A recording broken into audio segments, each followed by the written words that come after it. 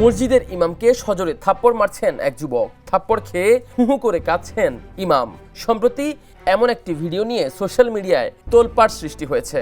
ভিডিওটি শেয়ার দিয়ে এক ব্যবহারকারী লিখেছেন, যতটুকু জানতে পারলাম বরগুনার ছাত্র দলের সাবেক জনৈক নেতার ছেলে তারাবি চলাকালীন ডিস্টার্ব করায় ইমাম সাহেব ধমক দেন। নামাজ শেষে সাবেক কথিত ছাত্রদল নেতা তার ছেলেকে দিয়ে ইমাম সাহেবকে হেনস্থা করেন।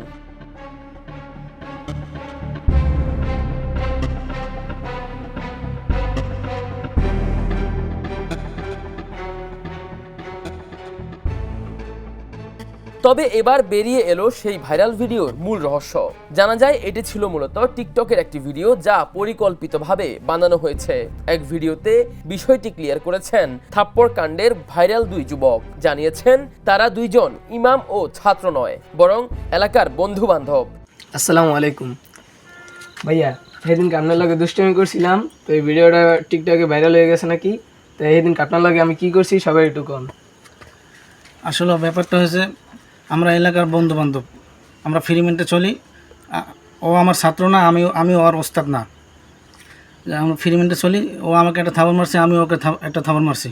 যার কারণে এটা কেউ সিরিয়াসভাবে নেবেন না। এটা আমরা বন্ধু বান্ধবের ব্যাপার, এটা কেউ সিরিয়াসভাবে নেবেন না।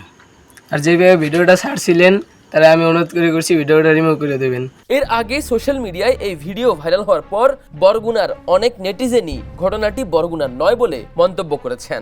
অনেকে শরীফ নামে বরগুনায় কোনো ছাত্রদল নেতা নেই বলেও জানিয়েছেন। তাদের মতে কে বা কারা উদ্দেশ্য প্রণোদিতভাবে ভিডিওটি সোশ্যাল মিডিয়ায় ছড়িয়ে দিয়েছে। আফতাব শুভ, দ্য নিউজ।